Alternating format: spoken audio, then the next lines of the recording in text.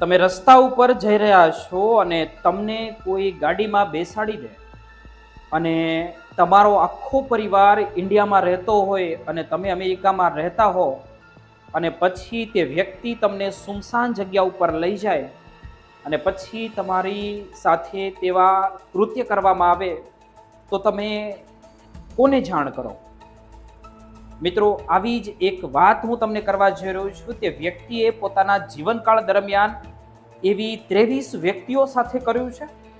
આવી વ્યક્તિઓ અમેરિકામાં ઘણી જગ્યાએ જોવા મળે છે. તેમને કેવી રીતે ઓળખવી તે આ પૂરી વાત તમે સાંભળશો તો તમને ખ્યાલ આવશે. અંત સુધી જોતા રહેજો. નમસ્કાર, ઉજાસ ટીવીમાં તમારું સ્વાગત છે. હું આપની સાથે ચેતન. તો ચાલો હવે આપણે ક્રાઇમની આ સ્ટોરીની શરૂઆત કરીએ. અમેરિકાના લુઝિયાના સ્ટેટના સુમસાન વિસ્તારોમાંથી પોલીસને એક પછી એક ઘણી લાશો મળે છે. એવી લાશો જેના હાથ પગ બાંધાઈ ગયેલા હતા. શરીરના નીચેના હિસ્સામાં કોઈ પણ કપડાં ન હતા અને તેના કપડાં ગાયબ હતા. તેમની સાથે મોટી બેરહેમીથી દુષ્કર્મ કરવામાં આવ્યું હતું. આ બધી લાશો છોકરીઓની હતી. તરત જ સવાલ ઉઠવાના શરૂ થઈ જાય છે કે આખરે આ કોણ છે જે છોકરીઓ સાથે આવું કરી રહ્યો છે? શા માટે કરી રહ્યો છે? પોલીસ પણ આ સવાલોના જવાબને શોધવા અને તે દરિંદા સુધી પહોંચવા માટે મેદાનમાં ઉતરી જાય છે. પણ પોલીસને આખિર આ શાતીર દરિંદો સુધી પહોંચવામાં 10 વર્ષ લાગી ગયા. આ દરિંદો હતો રોનાલ્ડ જોસેફ ડોનીમેક.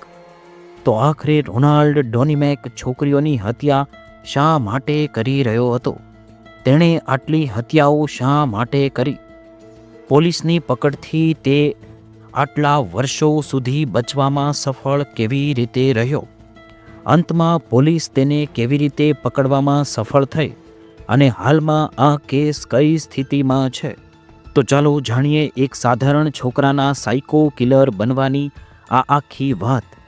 આ વાત જાણતા પહેલાં જલ્દીથી અમારી ચેનલને સબસ્ક્રાઇબ કરી બેલ આઇકન જરૂર દબાવી લેજો, કારણ કે તમને અમેરિકાના આવા સમાચારો મળતા રહેશે.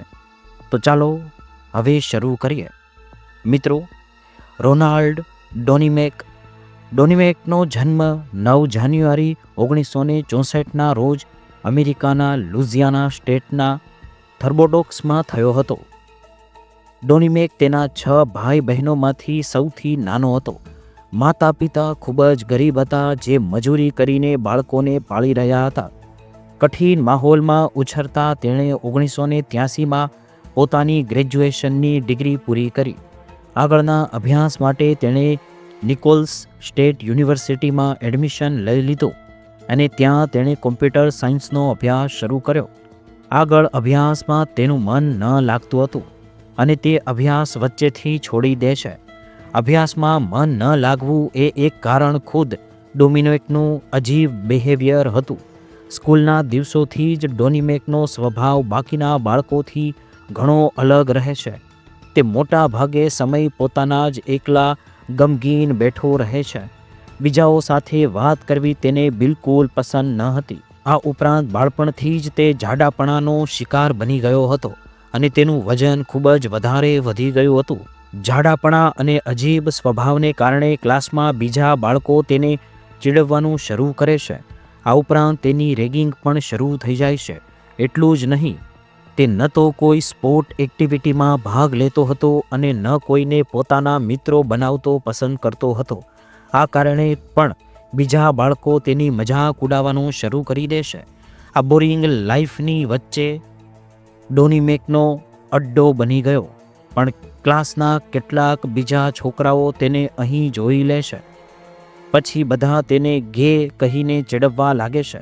આ કારણે પણ તે આખી કોલેજમાં મજાકનું પાત્ર બની જાય છે. બસ આ જ પછી તે ભણવાનું છોડીને આમ જ બેસવાને પોતાનો સમય બરબાદ કરવાનું શરૂ કરી દે છે. પણ કહેવત તો તમે પણ સાંભળી હશે કે ખાલી મગજ શૈતાનનું ઘર. આવું જ કંઈક ડોમિનિક સાથે પણ થાય છે. તેની પાસે ન તો સારી ડિગ્રી હતી, ન તો કોઈ કામ હતું અને ન જીવનમાં કોઈ બીજા સાથીઓ હતા. આ કારણે તે બીજા લોકો સાથે લડવા ઝઘડવાનું શરૂ કરી દેશે. આ દરમિયાન 12 જૂન 1985ના રોજ બળજબરીથી એક અજાણ્યા નંબર પર કોલ કરી ગંદી વાતો કરવાનું શરૂ કરી દેશે. ડોમિનિકની આ આદત કંટાળીને સામેવાળો વ્યક્તિ પોલીસમાં ફરિયાદ કરી દેશે. ફરિયાદને કારણે ડોમિનિકની ધરપકડ કરી લેવામાં આવે છે અને પછી તેના પર $5નો દંડ લગાવવામાં આવે છે. ડોમિનિકની હરકત પછી તેના ભાઈ અને બહેનો બળજબરીથી તેને કામ પર મોકલવાનું શરૂ કરે છે, પણ તે વધારે સમય સુધી કામ નથી કરી શકતો અને પછી પોતાની બહેન તથા બીજા સગા સંબંધીઓના ઘરે રહીને પોતાનું જીવન પસાર કરવાનું શરૂ કરી દેશે. આ દરમિયાન તે સતત અલગ કારણોસર જેલ પણ જતો રહે છે. તે પોતાના જીવનનો પહેલો મોટો ક્રાઇમ 25 ઓક્ટોબર 1996ના રોજ કરે છે.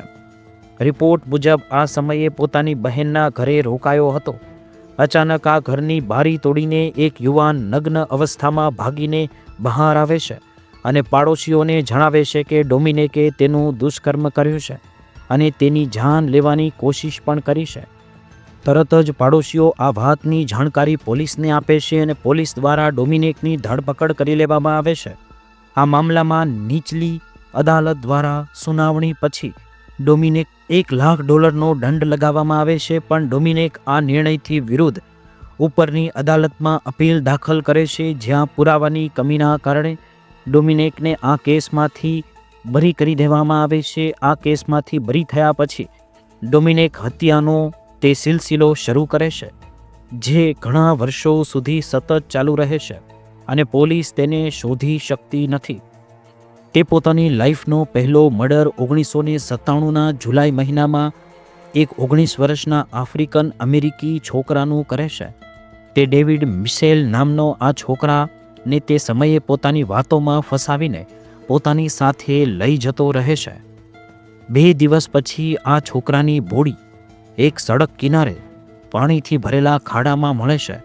પોસ્ટમોર્ટમ રિપોર્ટમાં ક્યાંકથી પણ ડેવિડના શરીર પર કોઈ પણ પ્રકારના મારપીટના નિશાન નથી મળતા. ડ્રગ્સ કે આલ્કોહોલ લેવાની પણ પુષ્ટિ નથી થતી. આ કારણે પોલીસવાળા ડેવિડના મોતને ડૂબીને મરવાનું નામ આપી દેશે. પણ ડેવિડના પિતા દાવો કરે છે કે ડેવિડ ખૂબ જ સારો તરવૈયો હતો, તે ડૂબીને ન મરી શકે. આ દાવા પછી પોલીસવાળા આ કેસને બંધ કરવાને બદલે પોતાની ઇન્વેસ્ટિગેશન આગળ વધારે છે, પણ પોલીસને ડેવિડના કાતિલનો ક્યાંયથી પણ કોઈ પતો મળતો નથી. અહીં બીજી તરફ આઝાદી ફરી રહેલો ડોમિનિક 1997ના ડિસેમ્બર મહિનામાં પહેલાં એક 20 વર્ષના છોકરાને ડ્રગ્સની લાલચ આપીને પોતાની જાળમાં ફસાવે છે અને પછી તેનું દુષ્કર્મ કરીને હત્યા કરી દેશે. પહેલાંની જેમ આ વખતે પણ તે હત્યા કરીને તેની લાશને સુમસાન વિસ્તારમાં ફેંકી દેશે. આ લાશ પણ પોલીસને મળે છે, પણ કાતિલ ક્યાંયથી મળતો નથી. બીજી તરફ ડોમિનિકનો આતંક વધતો જાય છે. 1998માં તે 4 છોકરીઓની હત્યા કરે છે. 1999માં તે 3 લોકોની જાન પણ લે છે. તો 2002માં એક 20 વર્ષની અને એક 26 વર્ષના છોકરાની હત્યા કરીને લાપતા થઈ જાય છે. 2003માં પોલીસવાળાઓને આ 19 વર્ષના છોકરાની લાશ મળે છે. હવે સુધીમાં પેટર્ન સમજાતા પોલીસવાળા સમજી જાય છે કે આ હત્યા પણ ડોમિનિકે જ કરી છે. એ જ રીતે ડોમિનિક સતત આટલી હત્યાઓને અંજામ આપી રહ્યો હતો, પણ હવે સુધીમાં તે પોલીસની પકડથી બહાર કેવી રીતે રહી ગયો? પોલીસ હવે એટલું સમજી ચૂકી હતી કે આ બધા પાછળ કોઈ એક વ્યક્તિનો હાથ છે. મીડિયાવાળાઓએ તો આ ગુમનામ કાતિલને ધ બાયો સ્ટેગલર નામ આપી દીધું હતું. ડોમિનિકને ધ બાયો સ્ટેગલર નામ આપવા પાછળનું કારણ એ હતું કે મોટા ભાગની હત્યાઓ લુઝિયાના બાયો નામના વિસ્તારની આસપાસ જ કરી રહ્યો હતો. આ ઉપરાંત તે મોટા ભાગના વિક્ટમ્સની હત્યા ગળું દબાવીને અથવા તો પછી દોરડાથી હાથ બાંધીને કરતો હતો. આ કારણે તેને સ્ટેગલર કહેવામાં આવ્યો હતો. ભલે આ ગુમનામ કાતિલને એક નામ મળી ચૂક્યું હતું, પણ 2005 સુધી તે પોલીસની પકડથી બહાર હતો. અહીં સુધી કે 2006માં પણ તે ઓક્ટોબરમાં ક્રિસ્ટોફર સટીફિલ્ડ નામના એક 27 વર્ષના વ્યક્તિની હત્યા કરી દે છે. પણ પોલીસ તેને પકડી શકતી નથી. આ ડોમિનિકના કરિયરની 23મી હત્યા હતી. આમ તો હવે સુધીમાં જેટલી પણ હત્યાઓ તેણે કરી હતી તેમાં તે ક્યાંય કોઈ ફ્લૂ છોડતો ન હતો. પણ ક્રિસ્ટોફરના મામલામાં કેટલાક લોકો ડોમિનિકને ક્રિસ્ટોફર સાથે એક બ્લેક કલરની એસયુવીમાં જોઈ લે છે. આ વાતની જાણકારી પોલીસવાળાને પણ આપવામાં આવે છે કે ક્રિસ્ટોફર છેલ્લી વાર એક છોકરા સાથે કેટલાક લોકોએ જોયો હતો. પણ પોલીસવાળા ન તો કોઈ કારને ટ્રેસ કરી શકે છે અને ન તો કોઈ વ્યક્તિ ડોમિનિકનો હુલિયો પોતાને સમજાવી કે જણાવી શકે છે. આ કારણે ડોમિનિક પોલીસની પકડથી બચી જાય છે અને પોતાના આગલા શિકારની શોધમાં લાગી જાય છે. આ વખતે તે નિશાન બનાવે છે નવેમ્બર 2006માં રિકી વોલિસ નામના એક વ્યક્તિને.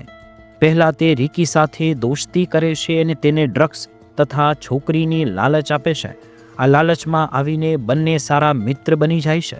પછી એક દિવસ ડોમિનિક રિકીને પોતાના ઘરમાં બોલાવે છે અને તેને ડ્રગ્સ લેવા માટે આપે છે. થોડીવાર પછી ડોમિનિક રિકીને કહે છે, જે છોકરી સાથે આજે આપણે મજા કરવાના છીએ તે મારી ગર્લફ્રેન્ડ છે. તે ઈચ્છે છે કે હું તારા હાથ પગ બાંધી દઉં, કેમ કે તે હાથ પગ બાંધીને સંબંધ બનાવવામાં વધારે મજા તેમને આવે છે. રિકીએ આ વિસ્તારમાં મળી રહેલી લાશો વિશે થોડી ઘણી ખબરો સાંભળી હતી. તેણે એ પણ સાંભળ્યું હતું કે મોટા ભાગના છોકરાઓની હત્યા હાથ પગ બાંધીને કર્યા પછી કરવામાં આવતી હતી. એટલે તેને શક થાય છે કે કદાચ આ ડોમિનિક જ છે જે આ બધું કરી રહ્યો છે.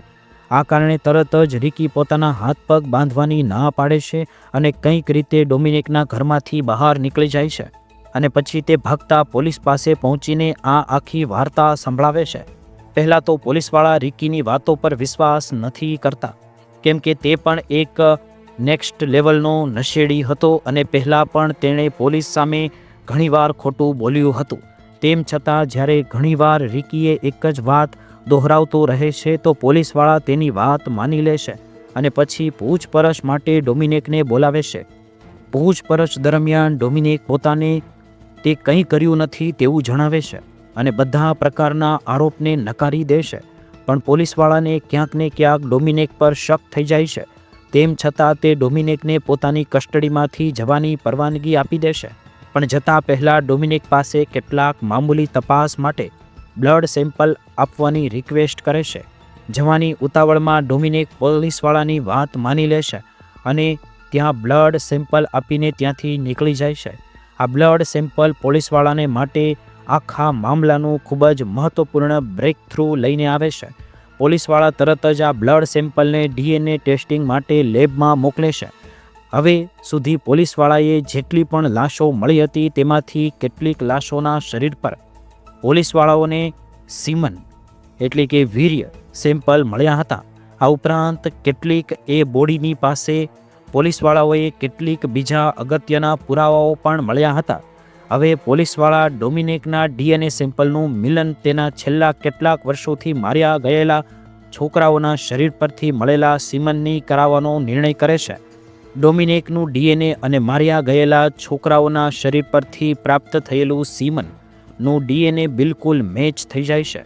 આના છતાં પોલીસવાળા ઉતાવળમાં ડોમિનિકને પકડવાનો નિર્ણય નથી કરતા, કેમ કે પોલીસવાળાને ખબર હતી કે ડોમિનિક ખૂબ જ ચાલાક છે અને જો તેને જરા પણ શક થઈ ગયો તો તે લાપતા થઈ શકે છે. એટલે પોલીસવાળા સાવધાનીથી કામ કરે છે અને ડોમિનિક સાથે જોડાયેલા કેટલાક બીજા અગત્યના પુરાવા ભેગા કરે છે અને પછી તે બધાના આધાર પર એક અરેસ્ટ વોરંટ જાહેર કરવામાં આવે છે. ફાઇનલી 1 ડિસેમ્બર 2006ના રોજ ડોમિનિકને એક હોમલેસ સેન્ટરમાંથી ધરપકડ કરી લેવામાં આવે છે. પોલીસ દ્વારા ધરપકડ કરવામાં આવતા ડોમિનિક કહે છે કે મને ખબર હતી કે હું હવે ખૂબ જ જલ્દી પકડાવાનો છું. એ જ કારણ હતું કે હું મારી બહેનના ઘર છોડીને હોમલેસ સેન્ટરમાં આવી ગયો હતો, જેથી મારી બહેન અને પરિવારવાળા આ ચક્કરમાં ન ફસાય. ધરપકડ કર્યા પછી ડોમિનિકની પૂછપરછનો સિલસિલો શરૂ થાય છે. શરૂમાં બીજા ખુખાર અપરાધીઓની જેમ ડોમિનિક પણ પોતાનો ગુનો કબૂલ કરવાનો ઇનકાર કરી દે છે. પછી થોડા સમય પછી પોલીસને તપાસમાં સહયોગનું વચન આપે છે, પણ તે શરત રાખે છે કે તે જ્યારે પોલીસવાળાઓની તપાસમાં મદદ કરશે જ્યારે તેને આ વાતની ખાતરી મળી જાય કે અદાલત દ્વારા તેને ફાંસીની સજા નહીં આપવામાં આવે. થોડા સમય પછી પ્રશાસન દ્વારા ડોમિનિકની વાત માની લેવામાં આવે છે અને પછી ડોમિનિક એક પછી એક બધા 23 મર્ડરની જાણકારી પોલીસને આપે છે. તે એક ડિટેલ આપે છે કે તેણે 1996થી 2006 સુધીમાં કેવી રીતે કોને શા માટે માર્યા, ડોમિનિક કયા પ્રકારના લોકોને મારી રહ્યો હતો. તે તો સાફ થઈ ચૂક્યું હતું, પણ તે લોકોને શા માટે મારી રહ્યો હતો, એટલે કે ડોમિનિકનો મોટિવ શું હતો. આ વાત પોલીસવાળાઓને સમજાતી ન હતી. મોટિવને સમજવા માટે ડોમિનિકની ખૂબ જ પૂછપરછ કરવામાં આવે છે, પણ લાંબા સમયની પૂછપરછના છતાં કોઈ સચોટ મોટિવ સામે નથી આવતો. એક્સપર્ટ દાવો કરે છે કે ડોમિનિક બસ આવું પોતાના મજા માટે કરી રહ્યો હતો. કેટલાક કહે છે કે ડોમિનિક ડિપ્રેશનમાં હતો એટલે તે લોકો પર ગુસ્સો કાઢતો હતો. આ ઉપરાંત તેને ખાવા પીવાની વસ્તુઓ પણ મળી જતી હતી. ડોમિનિકના કન્ફેશનના આધાર પર આરોપ નક્કી કરવામાં આવે છે અને પછી અદાલતમાં સુનાવણી શરૂ થાય છે અને ફાઇનલી 24 સપ્ટેમ્બર 2008ના રોજ અદાલત દ્વારા ડોમિનિકને દોષી જાહેર કરી દેવામાં આવે છે. દોષી જાહેર કર્યા પછી તેને કુલ 8 આજીવન કેદની સજા આપવામાં આવે છે. અદાલત દ્વારા એ પણ સાફ કરી દેવામાં આવે છે કે જીવનમાં ક્યારેય પણ ડોમિનિકને કોઈ પણ સ્થિતિમાં પરોલ નહીં આપવામાં આવે. વર્તમાન સમયમાં ડોમિનિકની સ્થિતિની વાત કરીએ તો હાલ લુઝિયાનાની એક જેલમાં કેદ પોતાની કરેલી સજા ભોગવી રહ્યો છે. એક સવાલ એ પણ ઊભો થાય છે કે ડોમિનિક આટલા લાંબા સમય સુધી પોલીસને ચેકમો આપવામાં સફળ કેવી રીતે રહ્યો. આની સૌથી મોટી વાત એ હતી કે ડોમિનિક અવારનવાર એવા છોકરાઓનું પોતાનું નિશાન બનાવતો હતો જે કાં તો ખરાબ રીતે ડ્રગ્સના શિકાર હતા અથવા પોતાની આળસ છુપાવીને જીવી રહ્યા હતા. અવારનવાર ડ્રગ્સના શિકાર અને ઘરથી ભાગીને જનારાઓની શોધ ખબર લેવાવાળું કોઈ હોતું નથી. આ કારણે ડોમિનિક આવા જ લોકોને પોતાનો શિકાર બનાવતો હતો, જેથી પછી વધારે હોબાળો ન થાય અને મામલો પોલીસ સુધી ન જાય. ડોમિનિકનો શિકાર બનેલા છોકરાઓમાં મોટા ભાગના આફ્રિકન મૂળના અમેરિકન હતા. તેમની પહોંચ પોલીસ સુધી બહુ ઓછી હતી અને પોલીસવાળા પણ તેમની પર ઓછું ધ્યાન આપતા હતા. એટલે આ લોકો ડોમિનિક માટે સરળ ટાર્ગેટ બની ગયા અને ડોમિનિક ક્રાઇમ કરીને પણ બચવામાં સફળ રહી ચૂક્યો. ભલે ડોમિનિક 10 વર્ષો સુધી પોલીસની આંખમાં ધૂળ નાખવામાં સફળ રહ્યો, પણ આખરે પોલીસની પકડમાં આવી જ ગયો અને હવે પોતાના કરેલાની સજા કાપી રહ્યો છે. ડોમિનિક દ્વારા અંજામ આપવામાં આવેલી હત્યાઓને કારણે તેને અમેરિકાના સૌથી કુખ્યાત સિરિયલ કિલર્સમાંથી એક માનવામાં આવે છે. જો તમને મારી આ ક્રાઇમ વાર્તા પસંદ આવી હોય તો લાઈક કરજો, શેર કરજો અને આવી જ વાર્તા જોવા માટે મને નીચે કોમેન્ટમાં કહેજો કે આગળ કઈ બાબત ઉપર તમારે ક્રાઇમ સ્ટોરી જોવી છે, તો હું તમને જરૂર જણાવીશ. મારું નામ ચેતન છે. ઉજાસ ટીવી તમારી કોમેન્ટની રાહ જરૂર જોશે. અમેરિકામાં વસતા બધા જ ગુજરાતીઓને મારી એક નમ્ર વિનંતી છે, સજાગ રહો અને સુરક્ષિત રહો.